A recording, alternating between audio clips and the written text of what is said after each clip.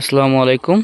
2025 সালে আমরা পদ্মা নদীর এই রেনু মাছ সংগ্রহ করার জন্য এই যে পদ্মায় অবস্থান করছি এবং এই যে রেনু মাছের চিত্র দেখতে পাচ্ছেন। তো এখানে মূলত রুই, কাতলা, মৃগেল এবং কালীবাউস এই মাছগুলোই বেশি হয় এবং অন্যান্য কিছু মাছ হইতে পারে, যেহেতু নদীর মাছ এখানে সব রকমের মাছ হওয়ার সম্ভাবনাই থাকে। তো আমরা মূলত যে মাছটাকে টার্গেট করি অর্থাৎ রুই, কাতলা, মৃগেল এবং কালীবাউস, তো এই মাছগুলো নিয়ে বিশেষ করে হয় এবং এরপরে আমরা বাছাই করি। তো যারা সরাসরি রেনু নিতে চান তারা এই মাছটা নিতে পারেন। এটাতে রুই কাতলার পরিমাণই বেশি হবে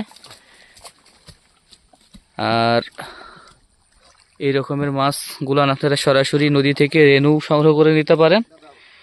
এছাড়াও আমাদের পুকুরে থাকবে এই মাছগুলো, আমরা পুকুরে দিব। এই পর্যায়ক্রমে আপনারা ধানি হিসেবেও সারা বছর পাবেন। মানে সারা বছর বলতে ধানি পর্যায় পর্যন্ত থেকে এবারে বড় পর্যন্ত সব রকমের এই মাছগুলো আমাদের কাছে নিতে পারবেন।